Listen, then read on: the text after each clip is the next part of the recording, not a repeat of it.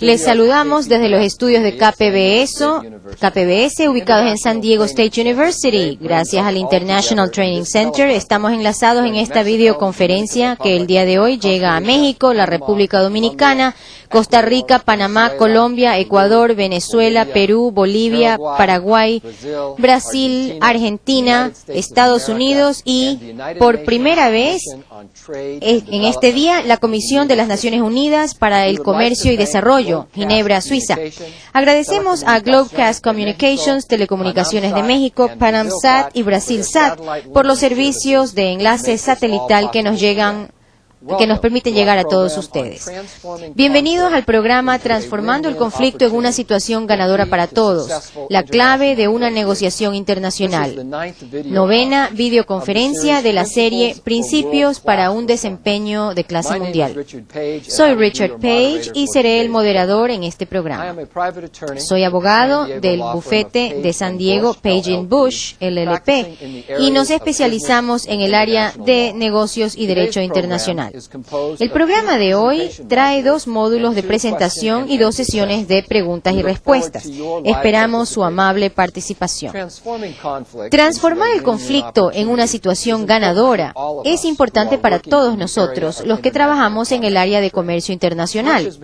Mucho se ha escrito y dicho sobre la teoría y la práctica del manejo del conflicto, pero en el cada vez más diverso ambiente de trabajo, de tareas, recursos y culturas que enfrentamos ahora, el conflicto debe ser transformado en una situación de ganar-ganar para todos, para asegurar el éxito perdurable. Esto es crucial en las negociaciones internacionales, ya sea entre empresas o gobiernos, pues aquí la buena comunicación y la confianza son elementos difíciles de lograr en el corto plazo. Hoy día presentaremos este método, este enfoque de ganar-ganar como la estrategia más viable para el manejo eficaz de conflicto en organizaciones de gobierno, empresas y sociedad hacia el inicio del nuevo milenio.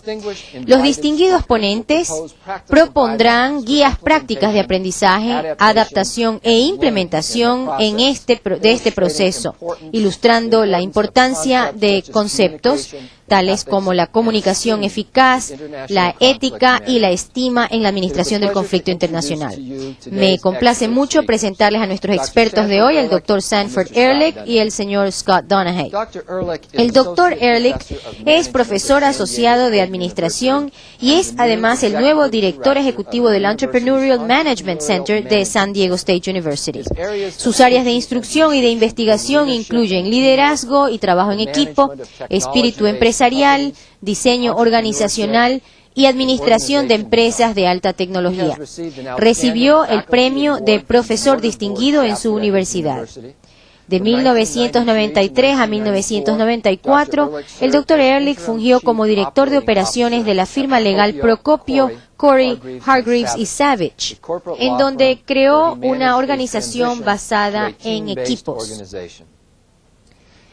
Tiene amplia experiencia de consultoría administrativa y gerencial, tanto en el sector privado como en el público, incluyendo entre sus clientes NEC Electronics Inc., Kelco, Citicorp, DHL Airways Incorporated, Emory Worldwide y Stanford University. Sus numerosas publicaciones profesionales incluyen artículos en revistas técnicas como el Leadership Quarterly, Administrative Science Quarterly, Journal of Business Venturing, Organization Studies y el Academy of Management Journal. El señor Donahue es socio del bufete Wise & Shepherd LLP en Palo Alto, California. Ha fungido como asesor de numerosos casos de arbitraje relacionados con patentes y licencias, compra-venta de empresas, inversiones y valores, farmacéuticos, biotecnología y tecnología de computación. El señor Donahue es mediador profesional y miembro del panel de árbitros de la American Arbitration Association, Asia Pacific Center for the Resolution of International Business Disputes, World Intellectual Property Organization Arbitration Center, U.S.-Mexico Conflict Resolution Center y otras organizaciones de resolución en Estados Unidos, Malasia, China, Corea del Sur y Polonia. El señor Donahue obtuvo su licenciatura en Stanford University, la maestría de Johns Hopkins University y su doctorado en leyes de Santa Clara University. Es autor de numerosos artículos y ensayos sobre el tema de negociación comercial internacional y dicta diversos seminarios sobre resolución de disputas a nivel internacional. Muchas gracias, señores. Empecemos con esta pregunta. ¿Cómo emplea uno una estrategia de ganar-ganar contra un adversario que está usando una estrategia de ganar-perder? Dr. Ehrlich, creo que la respuesta más corta es que es muy difícil emplear una estrategia de ganar-perder, una estrategia de ganar-ganar cuando uno tiene un adversario, un oponente que tiene estrategias de ganar-ganar, o ganar-perder. Así que me pregunto si esta transacción realmente tiene que ver con una relación a largo plazo con esta persona con la que negocio. Si ese es el caso, entonces, por supuesto, más bien debo evitar esa negociación y seguir empleando más bien la estrategia que yo digo que por lo general no van a fortalecer la relación a largo plazo.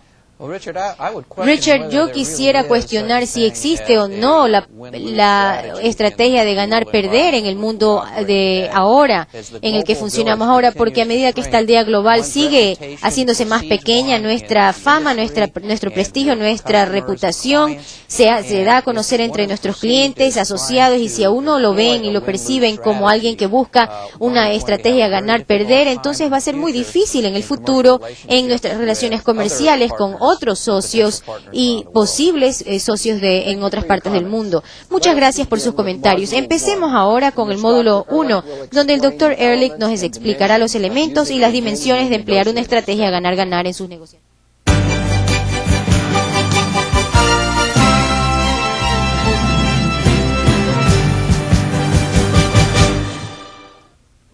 Bienvenidos.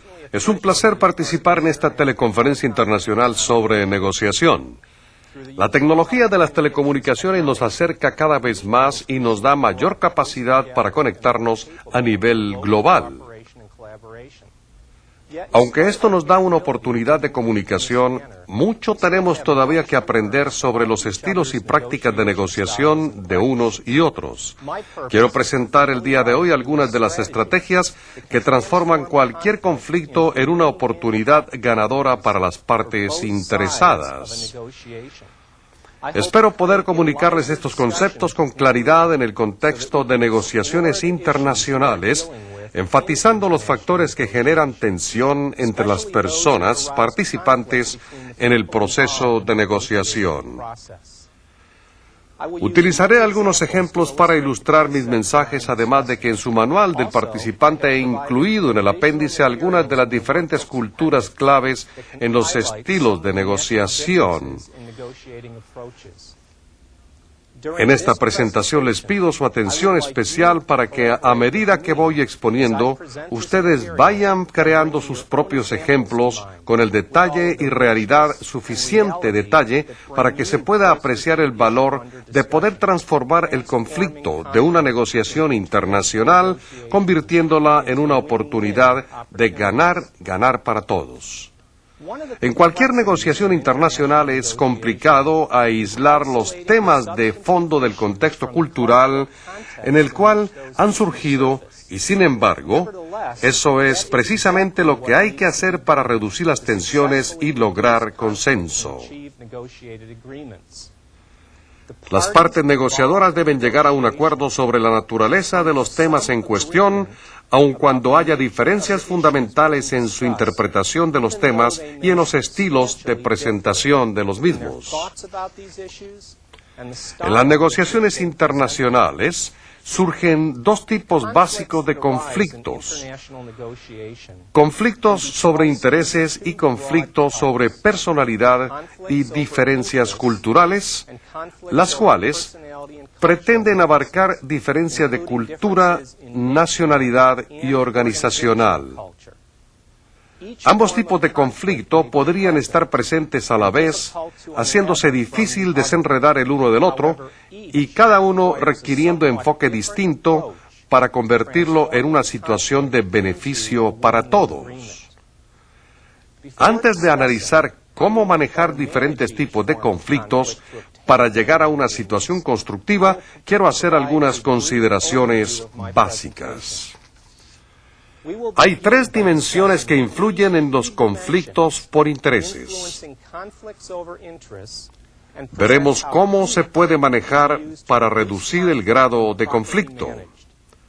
Luego examinaremos el papel de las diferencias culturales en un proceso de negociación. Esta presentación no pretende ser equivalente a un manual para negociar con algún grupo cultural en particular, ya sea japonés, taiwanés, brasileño, mexicano o chileno. Solo les mostraré casos hipotéticos que ilustran las diferencias culturales, pues un buen negociador internacional debe aprender primeramente principios generales que le permitan entrar y adaptarse a situaciones diversas. Durante toda negociación, el negociador debe poner atención especial a las características singulares de la cultura extranjera que únicamente se pueden aprender estando totalmente inmersos en ella. También es sumamente importante que los negociadores observen los elementos claves de expresión, gestos y otros elementos físicos simbólicos que les indiquen algo más sobre la cultura del país o región representada. Recordemos que una negociación marca el inicio, la continuación o el fin de una relación comercial. El resultado de la negociación fortalecerá o debilitará la capacidad de los participantes para sobrellevar tensiones o conflictos en otras actividades posteriores. Si alguna de las partes percibe el resultado de una primera negociación como una pérdida, pudiera aflorar resentimiento o enojo en la relación con la otra parte y disminuirse la probabilidad de que las personas deseen continuar una relación. Por esta razón, a medida que se genera tensión en una negociación, se debe contrarrestar declarando abiertamente que se busca un resultado positivo para todos, uno que robustezca la flexibilidad de relación en posibles conflictos futuros y disminuya la probabilidad de un fracaso definitivo en la relación. De no hacer este esfuerzo, mejor será optar por la alternativa de abandonar la mesa, poniendo fin así a la negociación. Es importante señalar que un conflicto se puede transformar siempre y cuando exista la voluntad de los negociadores de lograr un resultado de este tipo para todas las partes, sea ganar-ganar.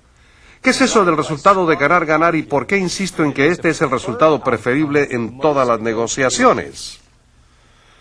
Desde mi punto de vista, un acuerdo donde todos ganan representa una mezcla sinergística de los intereses de cada parte de la negociación. Es decir, un acuerdo que crea una distribución equitativa de los intereses que se negocian.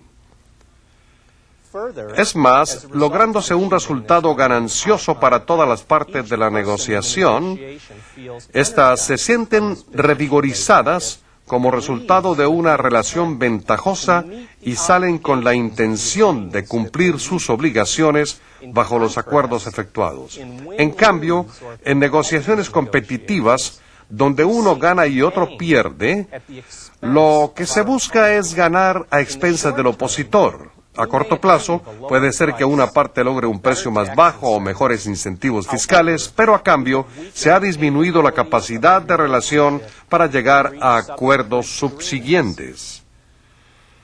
En toda situación de conflicto, las partes negociadoras participantes aportan un conjunto de intereses que son el objeto de la negociación, por lo que para estar bien preparados, cada equipo negociador debe primero identificar y examinar sus propios intereses. Si bien la intención de la negociación es llegar a un acuerdo, hay que buscar otras vías alternativas de acción para el caso de no poder llegar a un acuerdo. Esta vía alterna es nuestra salida para retirarnos, es decir, cubrir la retirada, pudiendo elegir esta alternativa en el momento en que consideremos que no hay forma de llegar a un acuerdo negociado. Algunos de ustedes habrán ya conocido esta alternativa de salida, conocida popularmente en inglés como BATNA, las iniciales de las palabras mejor alternativa si fracasa la negociación y si no se llega a un acuerdo. En español vamos a decir MASIF. Conocer su MASIF es un conflicto ayuda a desarrollar confianza en su negociación y además representa un punto de apoyo adicional si la otra parte percibe que usted puede salirse de la mesa de negociaciones, pues ha identificado una alternativa viable de manejo de conflicto.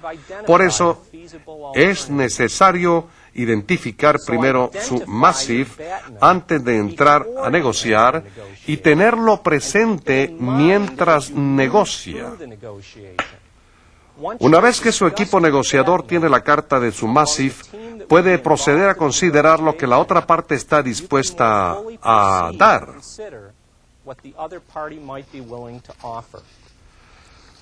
Durante toda negociación, su MASIF sirve como mínima alternativa aceptable.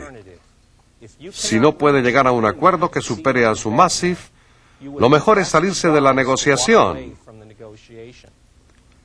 Teniendo presente su MASIF, usted puede negociar desde esa posición, suponiendo que usted sabe lo que tiene que lograr como resultado de la negociación y que sabe cuándo salirse de la misma. Ahora bien, supongamos que usted ha identificado su MASIF y está preparado para empezar a negociar. Para anticipar posibles fuentes de conflicto de intereses, he aquí una guía para evaluar 3 dimensiones claves que influyen en la severidad del conflicto. La divisibilidad de los bienes, la reversibilidad de las decisiones y el grado en que se afectan principios, ideologías o valores. Estas 3 dimensiones también son una vía para reducir el conflicto y transformarlo en una situación productiva para todos si se maneja bien la negociación. Mientras voy hablando de cada dimensión, visualícense ustedes mismos en una negociación en que hayan participado ya o en otra que pudieran crear en el futuro y piensen los intereses de las personas de ambos lados de la negociación. Con cada dimensión, considere cómo pudo haber influido o cómo influirá esta en el resultado. Primeramente, la dimensión de la divisibilidad se refiere a la facilidad con que los intereses de una negociación se pueden dividir entre las partes involucradas. En la negociación que ustedes están visualizando, ¿cuáles son los intereses en conflicto o cuáles fueron? ¿Son divisibles? Es decir, ¿pueden separarse fácilmente entre las partes negociadoras en forma justa y equitativa? Naturalmente, los intereses que implican dinero, activos físicos y otros bienes materiales pueden dividirse fácilmente, aun cuando las partes difieran en cómo hacerlo. Ahora, en el caso de los bienes indivisibles, ¿acaso es imposible dividir esos bienes? ¿O existen formas creativas de asignarlos a las partes de la negociación? Por ejemplo, la decisión de una empresa extranjera de establecer una industria en Chile es, en gran medida, una decisión indivisible. Si 2 ciudades chilenas se disputan por la sede, la empresa extranjera no podrá necesariamente elegir ambas ciudades. Sin embargo, si pudiera ser que ambas ciudades se beneficien creando una relación potencial entre fuentes proveedoras para la planta ubicadas en la otra ciudad. De esta manera, ambas ciudades chilenas se benefician de la decisión. Es muy usual que los bienes indivisibles se perciban como difíciles de distribuir entre las partes. Los costos no se calculan fácilmente y las partes de la negociación perciben la situación como un juego de suma cero. Si usted gana, es bien, el otro pierde. Este tipo de situaciones genera gran ansiedad y desconfianza. Hay que anticipar estas circunstancias y tratar de ver la manera práctica de dividir bienes aparentemente indivisibles. Después regresaremos a algunos ejemplos de estrategia para manejar bienes indivisibles. La segunda dimensión clave que agrava la severidad de un conflicto entre las partes es la reversibilidad de la decisión. Si los negociadores perciben o saben que una decisión es irreversible, por ejemplo, la demolición de un edificio histórico para construir la sede de una nueva empresa, será más difícil lograr un acuerdo sobre el conflicto. Las decisiones irreversibles generan más conflicto que las decisiones reversibles. Como en el caso de la divisibilidad de los bienes, las partes de la negociación que buscan un acuerdo en que ganan todas las partes deben esforzarse para producir reversibilidad en las decisiones. Así, cada participante de la negociación estará más confiada buscando una solución reversible o modificable. Por supuesto, en el caso de la demolición de un edificio histórico, la decisión es totalmente irreversible, por lo que este tipo de decisiones irreversibles generan siempre frustraciones que tendrán que atenderse en cualquier acuerdo definitivo que se logre. La tercera dimensión clave es la medida en que nuestros principios, ideologías o símbolos culturales estén en juego, situación que genera la mayor severidad de conflicto con más dificultad de resolver. Los principios son percibidos como irreversibles e indivisibles. Así pues, cuando un interés está atado a una ideología o principio en particular, el conflicto puede ser grave. Por ejemplo, si un ejecutivo norteamericano utiliza con frecuencia palabras tales como libre empresa o alta productividad y riqueza durante una negociación, el negociador de un país en desarrollo pudiera molestarse ante la arrogancia del capitalista norteamericano. En otro ejemplo, consideremos el caso en que un fabricante de jugos de Estados Unidos escucha decir a su distribuidor mexicano que el nombre de su producto no es adecuado para el mercado latinoamericano.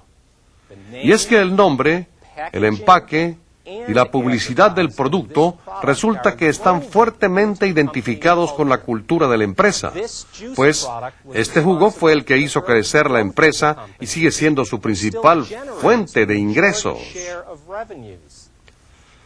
Rechazar el nombre de ese producto sería prácticamente como rechazar a la empresa misma. Por lo que la empresa mexicana, si desea abrir nuevos canales de distribución en Latinoamérica, tendría que lograr que la empresa norteamericana no se ofenda ni tome a mal su petición de cambiarle el nombre al producto. Los ejecutivos de la empresa distribuidora consideran que están aportando experiencia y conocimientos de mercadotecnia y publicidad y en el fondo no entienden por qué se molestan los productores del jugo en la sugerencia de cambiar el nombre al producto. En todo caso, los socios en esta alianza estratégica están ya involucrándose en un conflicto y la resolución deberá tomar en cuenta las necesidades de ambos socios para tener éxito. ¿Acaso la negociación ha llegado a un punto muerto? No, creo que no.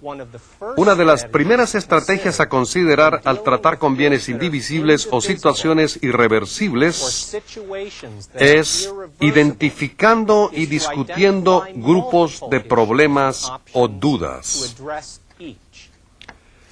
Si se negocia tomando un problema a la vez, estamos invitando a que las partes adopten una postura de sí o no a toda la negociación. Sin embargo, cuando se consideran múltiples temas o problemas a la vez, es más fácil vincular la dinámica del problema A con el del B, C o D. De esta manera, la falta de divisibilidad en un interés puede ser superada al ofrecer divisibilidad en varios otros intereses o temas. Y así, Si bien el jugo que dijimos tiene un nombre indivisible, los norteamericanos podrían considerar un cambio de nombre si los costos de elaborar el análisis de mercado realizado son cubiertos por todas las partes negociadoras. Además, si bien la decisión pareciera ser irreversible, de hecho puede ser reversible si se conviniera realizar una prueba limitada de mercado, después de la cual se tomaría la decisión definitiva. Si ambas partes adoptan una posición de intransigencia, la negociación no se concluiría nunca. Sin embargo, si ambas partes buscan un resultado favorable para todos, encontrarán formas creativas de ofrecer divisibilidad y reversibilidad. Si se involucran principios, cada parte deberá esforzarse por evitar que la discusión se estanque por ese lado, por lo que deberán siempre buscar volver al tema de fondo. En general, los negociadores que buscan una situación ganadora para todos deben lograr encontrar divisibilidad en los bienes que parezcan indivisibles, dejando espacios para modificar decisiones de acuerdos anteriores, y deberán siempre evitar discusiones sobre principios. Veamos otro ejemplo. El ejecutivo de una firma internacional de arquitectos recientemente habló a propósito de una situación que enfrentó durante una negociación de un importante proyecto en China. El cliente de la empresa pedía que se incluyeran en el contrato una cláusula que nunca se estila incluir en contratos en Estados Unidos. Inicialmente, la firma se opuso y no quería ni por nada ceder, y los chinos tampoco querían dejar esta cláusula afuera. Obviamente, esta cláusula del contrato era considerada indivisible por ambas partes. Era tratada como una decisión de sí o no. Después de investigar y analizar el asunto, los norteamericanos se dieron cuenta de que su cliente chino esperaba algo totalmente distinto de lo que ellos entendían que tenían que dar. Y como habían llegado a la mesa de negociaciones con un esquema mental norteamericano, inmediatamente reaccionaron de forma negativa a la solicitud de los negociadores chinos. Sin embargo, al cambiar su estructura mental y considerar el tema desde el punto de vista chino, se dieron cuenta de que se habían empecinado en una postura que impedía a su cliente sentirse a gusto y que, a final de cuentas, acceder no costaría mucho a su empresa. De no haberse dado cuenta de esto, habría fracasado la negociación y se habría echado a perder el negocio. Al final, el cliente chino estuvo encantado de que la firma estuviera dispuesta a ceder en algo que para ellos era de suma importancia, y gracias a esto, la firma de arquitectos logró a su vez otras cláusulas a su favor en el contrato. Antes de pasar a otro tema, quiero reiterarles los métodos que tenemos disponibles para reducir conflictos, reales o percibidos, durante un proceso de negociación.